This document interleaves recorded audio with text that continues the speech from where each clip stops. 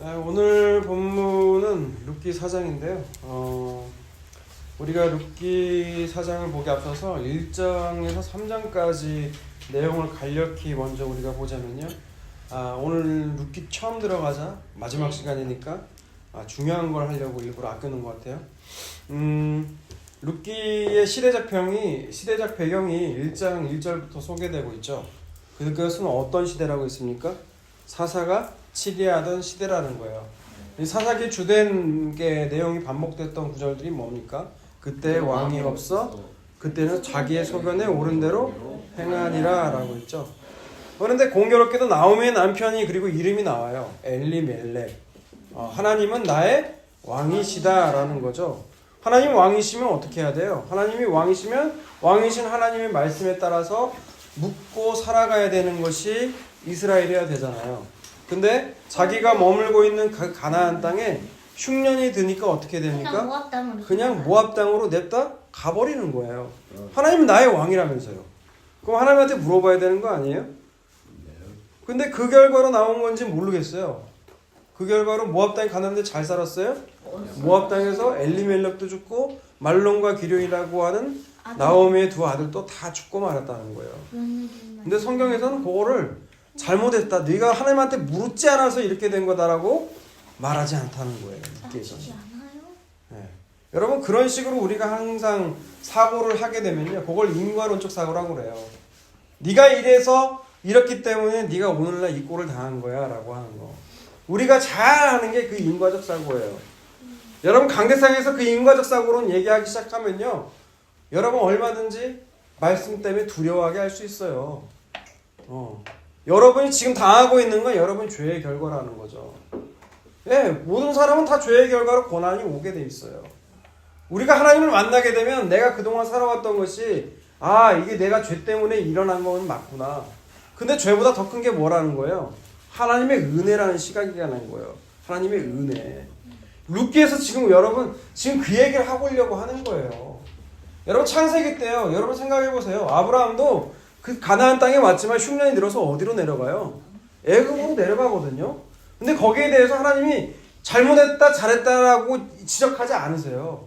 여러분, 그렇게 막 그 성경에서 침묵하고 있다면 여러분이 평가 내리시면 안 돼요. 그거를 잘못한 거다. 왜 하나님한테 묻지 않고 내려갔느냐?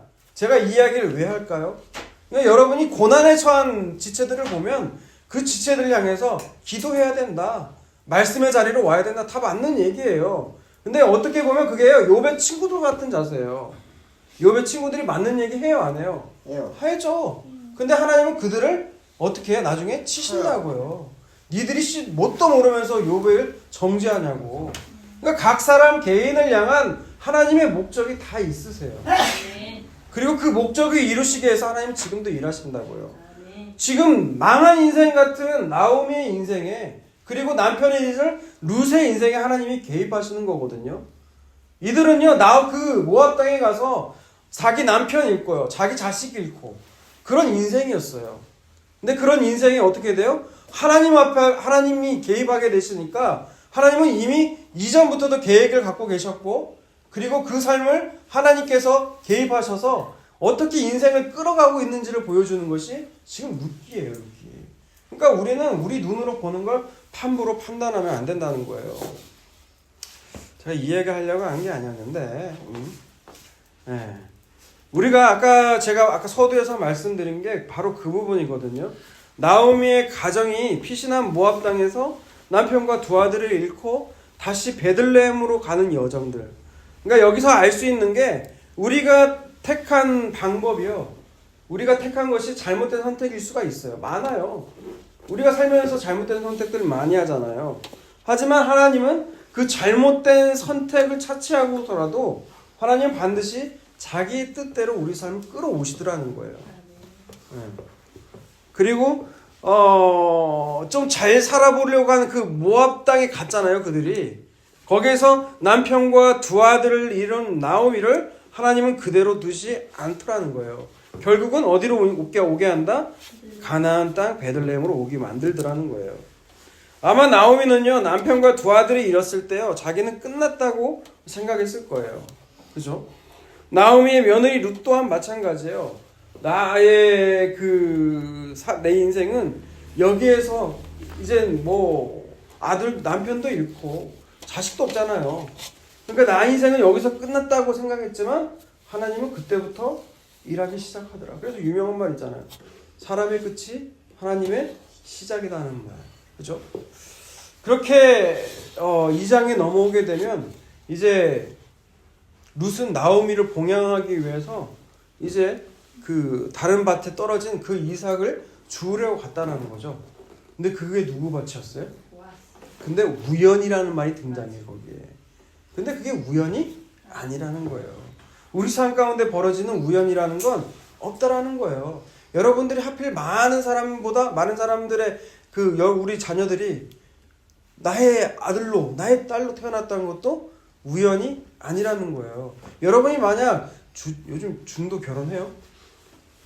중 결혼해요? 결혼 안 하는 게 많은데 어떤 데 보면 또 중도 결혼했더라고요. 예, 여러분이 만약 주지스님의 아들로 태어났으면 여러분의 종교는 뭘로 있었을까요? 불교. 여러분도 불교로 돼 있겠죠. 근데 하나님은 그 중에서도 택한 자녀라면 반드시 말씀의 자리로 예수님을 아는 자리로 나오게 만들더라는 거예요. 그러니까 지금 뭔 얘기를 하려고 한 거냐면 하나님은 지금 룻과 나오미를 누구를 만나게 하겠냐? 지금 보아스를 만나게 하려고 지금 이 땅으로 오게 만들었다는 거예요. 우연이라고 생각되지만 우연이 아니라 하나님께서 만드신 계획에 따라서 지금 움직이고 있다는 거죠. 보아스를 통해서 자기들의 인생은 이미 끝났다고 생각하는 건데 하나님은 다시 그 인생을 붙잡고 세우시더라는 거예요. 그것이 이제 3장과 4장을 거쳐서 점점 구체화되는 거예요. 처음엔 희미해요. 어떻게 살아야 될지 모르겠어. 난 남편도 잃고 나오미 입장에서는 아들이겠죠. 남편도 아들도 다 잃은 그 인생. 그냥 아무런 기대 없이 먹고 살려고 하는 그냥 온 땅이 어디예요? 가나안 베들레헴이거든요. 왜 다시 추수가 시작됐더라? 하나님이 그 땅을 돌보시더라는 말로. 근데 그 땅에서 점점 희미해지는 것이 1장을 넘어서 2장, 3장 넘어가니까 점점점 어떻게 돼요? 그 그림들이 구체적으로 돼가는 거예요. 여러분 하나님이 일하심이 바로 그러는 거라는 거예요. 우리 삶 가운데 진짜 뿌옇게 보여요. 지금 우리 교회를 향한 것이 좀 뿌옇게 보이거든요. 근데 하나님의 기회가 얻었다고요? 점점점 뚜렷해지더라는 거예요. 그러니까 우리가 소망을 붙잡고 살아갔으면 좋겠어요. 자, 우리 본문 다시 봅니다. 본문 1절 한번 읽어볼까요? 보아스가 산으로 올라가서 거기 앉아있더니 마침 보아스가 말하던 기업 물을 자가 지나가는지라 보아스가 그에게 이르되 아무개여 이리로 와서 앉으라 하니 그가 와서 앉으되. 네, 보아스가 성문에 올라가서 거기에 앉았다는 거예요. 과거의 성문은 어떤 자리냐면 뭐라고 해야 될까요? 성경에서 성문이라는 건 사람들이 많이 모여드는 그 광장 같은 곳이에요. 사람들이 많이 모여드니까 그곳에서 주요의 현안에 대해서 얘기를 하고 또 재판도 열렸던 것이 바로 성문이란 자리예요. 근데 성문에 앉았는데 보아스가 딱 앉아 있는데 3장에서 지금 자기보다 먼저 기업 물을 자가 있다는 얘기를 보아스가 얘기를 하거든요, 룻에게. 근데 딱 앉아 있는데 먼저 그 기업 물을 자가 지나가고 있다라는 거예요. 근데 이 이야기를 하는 이유가 뭐냐면 이 룻기에서의 중심적으로 관통되는 단어가 기업 물을 자예요. 이 기업 물을 자라는 건데 이 기업 물을 자가 히브리어로 가알이라는 거예요. 그래서 우리가 고엘이라고 알고 있는 단어가 바로 여기서 나온 거예요. 가알. 가알이란 뜻은 다시 사다, 되사다. 그리고 그 값을 치르고 산다는 의미에서 뭐죠? 우리가 아는 단어? 속량하다 있죠? 속량하다라는 뜻도 갖고 있고 그래서 구속하다라는 뜻도 갖고 있는 게 바로 이 기업 물을 자예요. 이 원형을 찾기 위해서 우리가 레위기서 25장을 먼저 볼게요. 창세기, 출애굽기, 레위기 25장을 볼게요.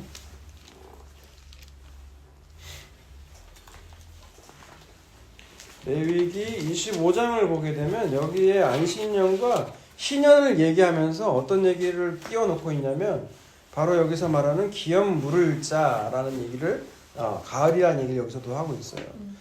25장 23절 먼저 읽어보면 토지를 영구히 팔지 말 것은 토지는 다 내 것임이니라. 너희는 거류민이요 동거하는 자로서 나와 함께 있느니라. 그러니까 하나님은 토지는 다 뭐라는 거예요? 토지는 다 내 거라는 거예요. 하나님 거라는 거예요. 그리고 너희는 어떤 자라는 거예요? 그 땅에서 거류민, 그냥 거류하고 있는 자의 뿐에 불과하다는 거예요.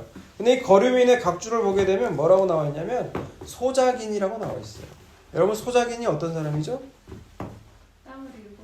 땅을 빌려서 그 땅을 경작하는 사람을 소작인이라고 하잖아요. 그러니까 하나님이 주인이고 너희들은 다 소작인이라는 거예요. 이게 원칙이라는 거죠. 그러니까 토지 그 자체를 사고 팔 수는 없다는 얘기예요, 지금. 알겠어요? 그럼 뭐를 파냐? 자기가 그 땅에서 경작할 수가 있잖아요. 그 경작권을 사고 판다는 얘기예요, 앞으로. 그래서 24절부터 28절까지 쭉 읽어볼게요. 너희 기업의 온 땅에서 그 토지 무르기를 허락할지니 만일 내 형제가 가난하여 그의 기업 중에서 얼마를 팔았으면 그에게 가까운 기업 물을 자가 와서 그의 형제가 판 것을 물을 것이요 만일 그것을 물을 사람이 없고 자기가 부유하게 되어 물을 힘이 있으면 그 판에 계수하여 남은 값을 상선자에게 주고 자기의 소유주로 돌릴 것입니다.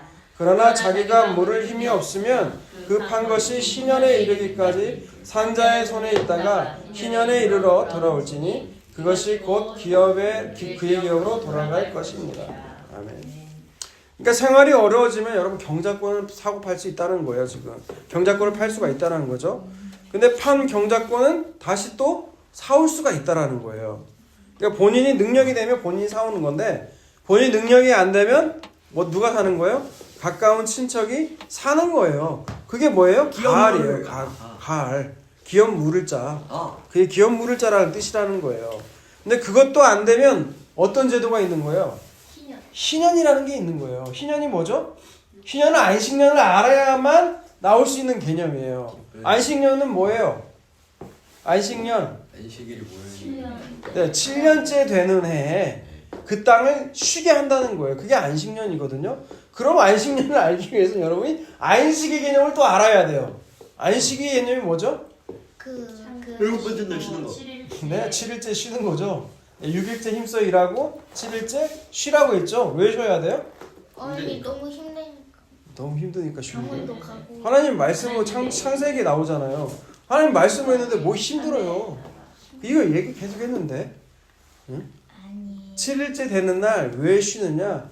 너희들이 만든 거 하나 없이 이 모든 것이 하나님의 은혜로 된 것인 걸 알아라. 그래서 안식하라고 했다고요. 근데 이게 신명기에 넘어가면 그 의미뿐만이 아니에요. 또 왜 하나님은 안식하라고 했죠? 신명기에 넘어가면 너희들이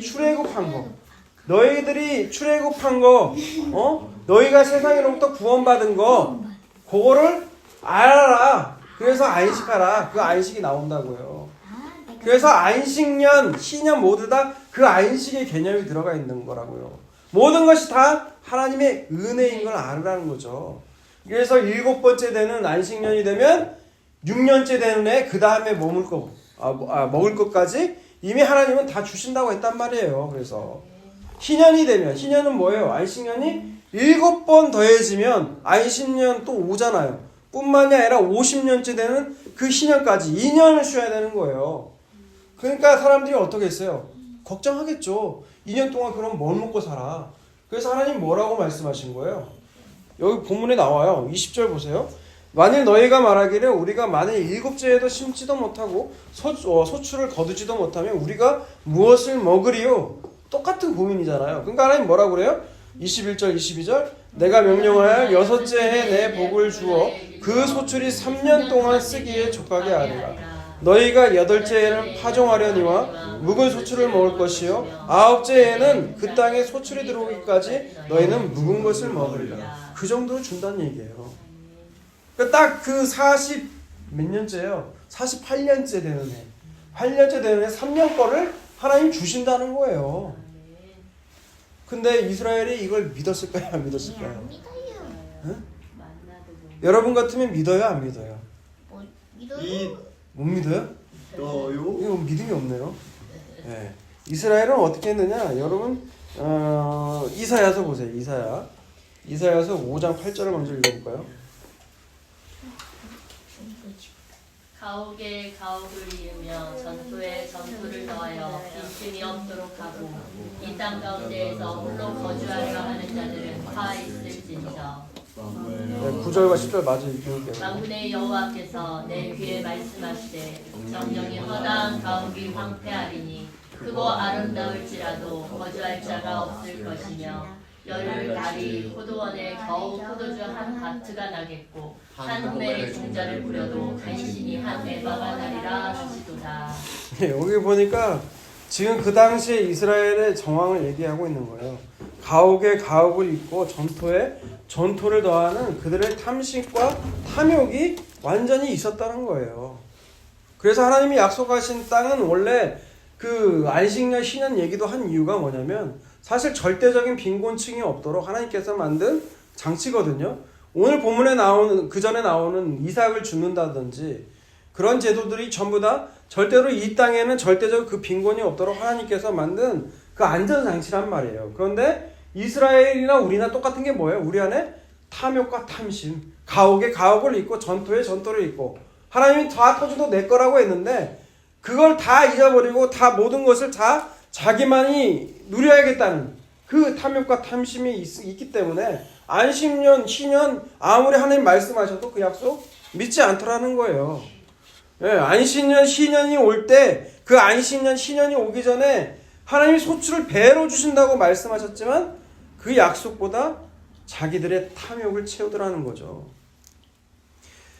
우리가 지금까지 본 게요, 땅에 대해서 기업 물을 자의 이야기였다면 그 갈이라는 제도, 고엘이라는 제도가 땅뿐만이 아니라 씨에 해당되는 얘기도 있다라는 거예요. 신명기서 25장을 볼게요. 신명기 25장.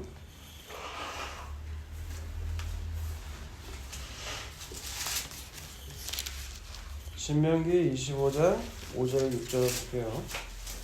신수 형제들이 함께 사는데 그중 하나가 죽고 아들이 없거든 그 죽은 자의 아내는 나가서 타인에게 시집가지 말 것이요 그의 남편의 형제가 그에게로 들어가서 그를 맞이하여 아내로 삼아 그의 남편 된 형제 된 의무를 그에게 대행할 것이요 그 여인이 낳은 첫 아들이 그 죽은 형제의 이름을 읽게 하여 그 이름이 이스라엘 중에서 끊어지지 않게 하여.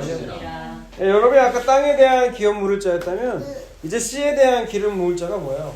다 사는데 죽었어. 죽었으면 그 죽은 자는 그 남편의 형제에게로 들어가게 된다는 거예요. 그래서 그 죽은 자의 그 집을 이어주게 해줘야 된다는 거예요. 그게 바로 뭐예요? 고엘, 가을이라는 거예요. 알겠어요? 네? 기업 물을 자. 네, 기업 물을 자. 그거 하는 거예요. 근데 만약 싫다고 하는 경우도 있을 거 아니에요. 그죠? 그게 7절이에요. 7절에서 10절 읽습니다. 시작. 그러나 그 사람이 만일 그 형제의 아내에 마주하기를 즐겨하지 아니하면 그 형제의 아내는 그 성문으로 장로들에게 나아가서 말하기를 내 남편의 형제가 그 형제의 이름을 이스라엘 중에 있기를 싫어하며 남편의 형제된 의무를 내게 행하지 아니하는 것이요 그 성읍 장로들은 그를 불러다가 말할 것이며 그가 이미 정한 뜻대로 말하기를 내가 그 여자를 맞이하기를 즐겨하지 아니하노라 하면 그의 형제의 아내가 장로들 앞에서 그에게 나가서 그의 발에서 실을 벗기고 그의 얼굴에 침을 뱉으며 그의 형제의 집을 세우기를 즐겨 아니하는 자에게는 이같이 할 것이라 하고 이스라엘 중에서 그의 이름을 신벗김 받은 자의 집이라 부를 것이니라. 그러니까 그 의무를 내가 하기 싫다라고 하면 사실 싫은 거죠. 이유를 갖다 보겠지만 그 자기 자식이 되는 것이 아니거든요. 그러니까 그 죽은 자의 자식이 되는 거예요. 재산도 그 죽은 자의 자녀에게도 돌아가는 거거든요. 그러니까 나한테 아무런 유익이 없으니까 그걸 사실 기업 물고 싶은 마음이 이 사람에게 없어요. 근데 그렇게 되면 어떻게 하라고요? 가서 그 사람의 신을 벗겨버리고 침을 뱉고 그걸로 탁 때리라는 거예요. 아니 그냥 그게 수치라는 것을 알라는 거죠. 예, 그게 수치라는 걸. 이 땅과 씨에 대한 그 기업 물을 자가 오늘 어디를 통해서 누구를 통해서 지금 보여주냐? 보아스를 통해서 지금 그 모든 과정들이 이루어지고 있더라는 거예요. 그런데 그때 시대적 병이 어디라고요? 언제라고요? 예? 시대적 배경. 그 시대가 어떤 시대? 사사기. 사사 시대라는 거예요. 놀랍지 않습니까 이게? 네, 놀라운 거죠. 자기 소견에 오를 대로 다 행하는 시대에 보아스가 지금 땅과 씨에 대해서 기업 물을 자가 되어서 루색의 그 모든 과정들이 나오미를 통해서 나오미와 루세 가정의 그 기업 물을 자 보아스를 통해서 희생을 통해서 이루어지고 있더라는 거예요. 그래서 보아스가 상징되는 인물이 누구예요? 그래서 예수님이 상징되는 거예요. 그래서 그런 시대에 그런 배경을 보고 다시 오늘 본문을 보도록 할게요. 다시 1절에서 4절까지 읽어볼까요? 시작. 보아스가 성문으로 올라가서 거기에 앉아 있었더니 마침 보아스가 말하던 기업 물을 자가 지나가는지라.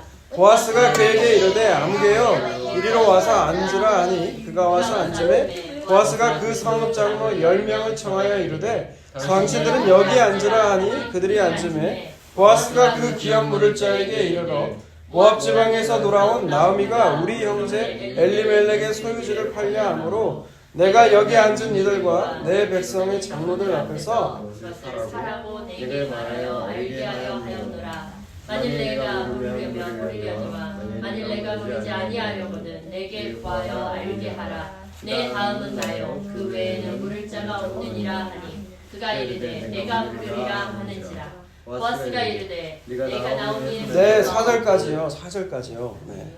너무 열심히 하세요. 아멘. 네, 4절까지를 보면 보아스가 이제 성읍 장로 10명을 초청하죠.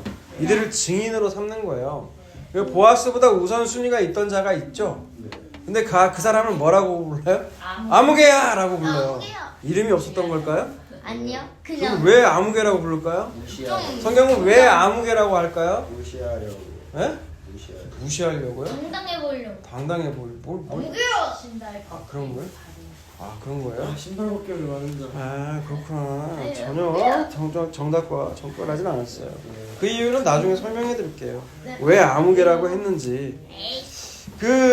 부르면서 그 아무개에게 엘리멜렉의 소유지, 나오미 남편이죠.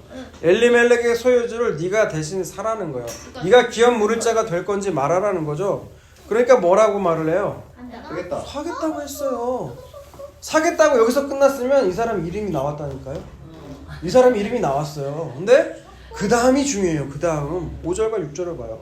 보아스가 이르되 내가 나오미의 손에서 그 밭을 사는 날에 곧 죽은 자의 아내 모압 여인 루색에 서서 그 죽은 자의 기업을 그의 이름으로 세워야 할지니 그 기업 물을 자가 이르되 나는 내 기업에 손해가 있을까 하여 나를 위하여 물으지 못하노니 내가 물을 것이 내가 물으라 나는 물으지 못하겠노라 하는.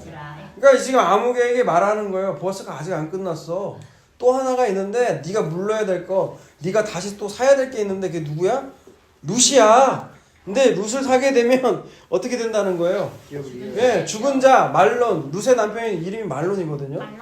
예, 말론의 이름이 있게 해줘야 된다는 거예요. 그러니까 네가 그 사이에서 애를 만들면 그 애는 네 애가 아니고 랄론의 아들로 불리게 될 거고 기업, 상속, 유산 모두 다 걔가 성인이 될 때까지 그 모든 과정들 네가 다 책임져야 되는 거 알지? 라고 얘기하는 거예요. 그러니까 이 사람이 듣더니 어떤 생각이 들어요? 그렇게 하면 나한테 손해거든? 나한테 이득될 게 하나도 없어. 그래서 이 사람이 어떻게 해? 거절하는 거예요. 네가 하라고 기업 물을 짜. 그래서 이 사람의 이름이 아무개예요. 아무개. 아무개라는 건 여러분 그 생명책의 이름에서 지워졌다는 뜻이에요. 예, 보아스가 예수님이라면 그 생명책에 기록될 자, 기업 물음을 통해서 속량을 통해서 그 생명책에 기록이 되어야 되는데 이 사람은 그걸 거절한 거예요. 그래서 이름이 아무개예요. 이름이 기록이 안 된 거예요. 지금 여러분 제 이름은 지금 기록이 됐을까요? 안 됐을까요? 안 됐어요. 저의 안티가 항상 이 안에 있거든요. 여러분의 이름이 구원받았다면 생명책에 기록되어 있다고요. 그런데 기록되지 않는 사람은 그냥 아무개일 뿐이에요. 없어요 이름이. 그걸 어떻게 아무개예요. 아무개. 네. 아무개요. 네. 그래서 자기에게 아무런 이득이 없으니까 오히려 손해가 나니까 야 너가 해 나는 안 할 거야 라고 내가 했다라는 거예요. 그리고 나서 7절과 8절을 읽어보세요. 옛적 이스라엘 중에는 모든 것을 모르거나 교환하는 일을 확정하기 위하여 사람이 그의 신을 벗어 그의 이웃에게 주더니 이것이 이스라엘 중에 증명하는 전례가 될지라. 이에 그 기업 물을 자가 보아스에게 이르되 내가 너를 위하여 사라 하고 그의 신을 벗는지라. 네, 우리 교회는 성경 읽어주는 분이 계세요. 대형 교회만 있는 제가 말씀드렸잖아요. 신을 벗는 일이 있는데 이때 당시에는 또 신명기하고 좀 다르죠. 뭐냐면 거래를 끝냈을 때, 거래가 완전히 완료됐을 때 신을 벗어서 줬다라는 거예요. 네, 그래서 지금 기업 물을 자인 이 아무개가 보아스가 네가 해라 해가지고 신을 벗어주는 거예요.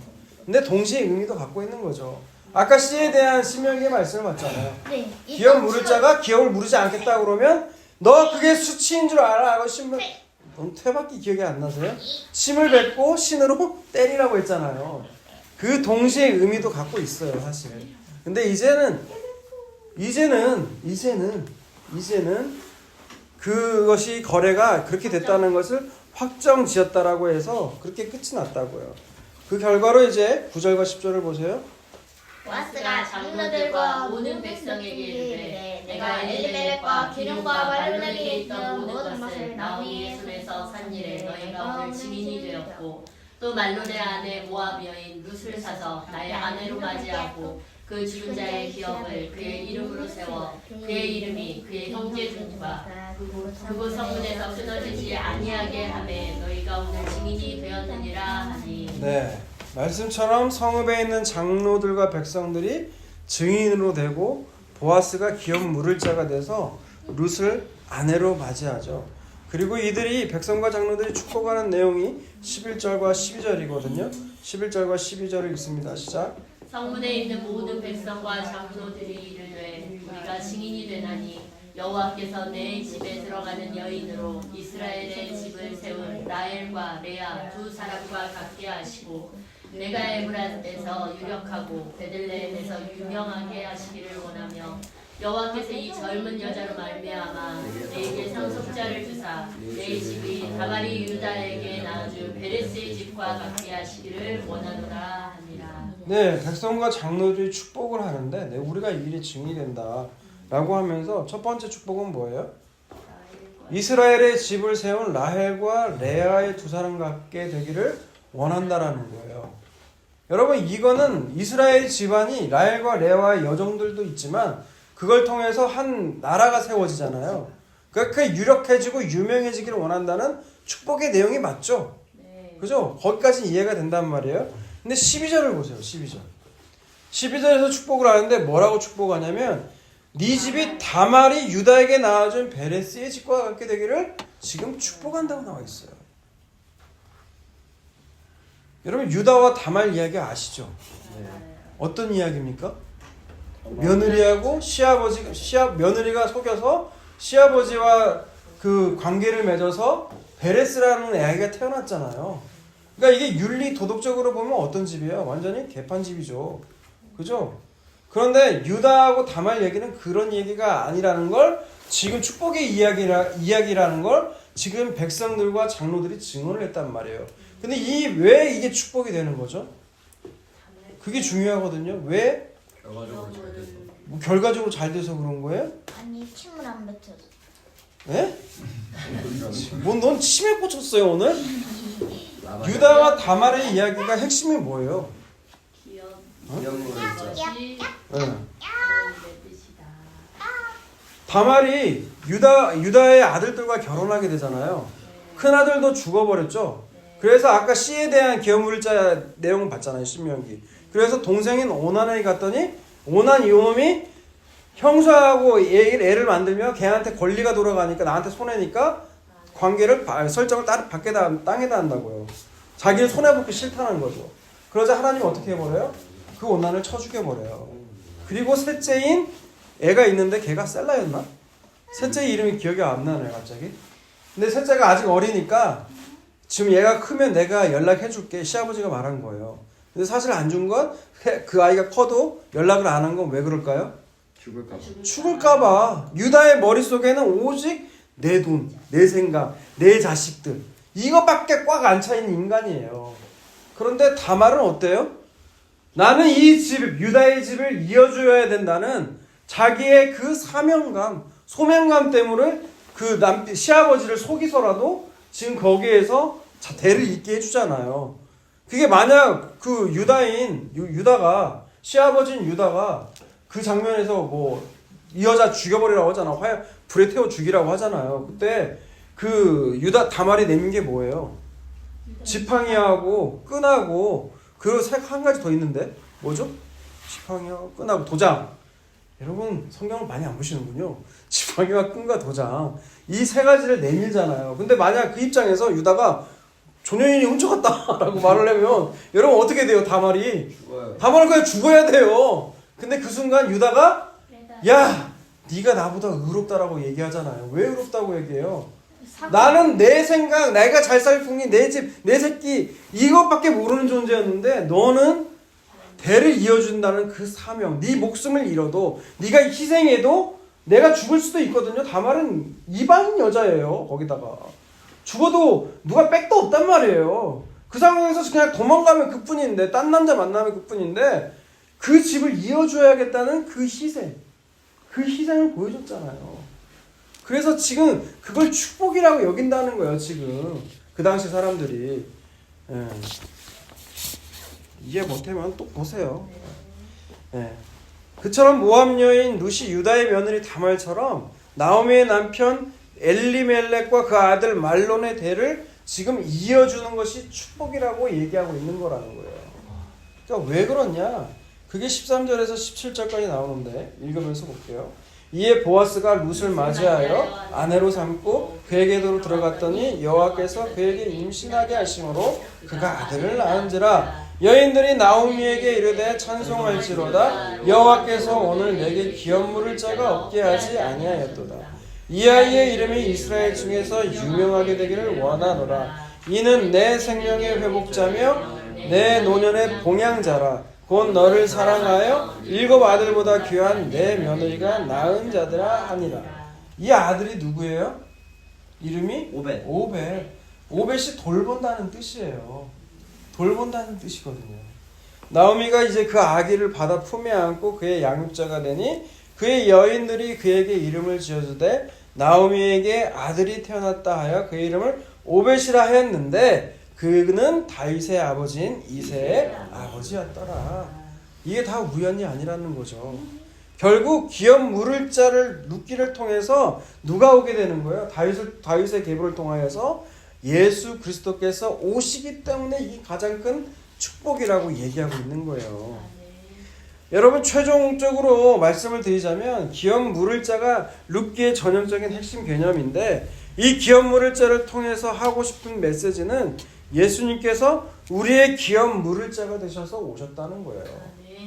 여러분 이득이 아무것도 없어요. 기업 물을 자는 내 자녀가 아니고 죽은 자의 자녀가 되는 거거든요. 아무런 자기에게 혜택도 없고 아무런 것도 없어요. 그런데도 불구하고 그 기업 물을 자가 되셔서 오신 분이 누구예요? 우리 죄를 속량하러 오신 분이 바로 예수님이에요. 로마서 3장 23절 24절 보고 마칩니다. 로마서 3장 23절 24절. 로마서 3장 23절 24절. 모든 사람이 죄를 범하였으에 하나님의 영광에 이르지 못하더니 그리스도 예수 안에 있는 속량으로 말미암아 하나님의 은혜로 값없이 의롭다 하심을 얻은 자 되었느니라. 아멘. 모든 사람이 죄를 범하였으에 하나님의 영광에 이르지 못하더니 그리스도 예수 안에 있는 속량으로 말미암아 하나님의 은혜로 값없이 의롭다 하심을 얻었느니라. 아멘. 여러분 모압 땅에 살고 모압 땅에서 나오미와 룻은 자기 인생이 끝났다고 생각했을 거예요. 하지만 하나님의 인도하심으로 보아스를 만나게 되고 보아스가 그 기업을 물려줌으로 말미암아 그 희생으로 말미암아 어떻게 돼요? 그 인생이 회복의 인생이 되잖아요. 나오미가 했던 말 여러분 기억나세요? 처음으로 그 모압에서 이방 땅을 돌아올 때 나를 마라라고 부르지 말라. 나를 나오미라고 불러라. 마라가 뭔 뜻인데요? 쓰다. 인생 자체가 고통이고 씀이잖아요. 그런데 하나님은 그 마라 같은 나오미의 인생을 어떻게 하세요? 그 희생을 통하여서 기쁨으로 바꿔주더라는 거예요. 여러분 인생 가운데 마라의 인생도 있을 거예요. 지금 이 시간이 저도 또한 마라의 인생이 있거든요. 근데 언제? 예수님을 통하여서 그 기회로운 무울자의 희생을 통하여서 우리의 인생을 나오미의 인생으로 하나님이 바꾸시겠다는 거예요. 또 더 나아가서 우리가 정말 그 예수님을 안다면 우리의 희생을 통하여서 다른 이들을 하여금 그 기쁨과 사랑을 회복시키는 것이 누구예요? 그리스도인의 역할이라는 거예요. 그게 저와 여러분이 다 되시기를 주님의 이름으로 축원합니다.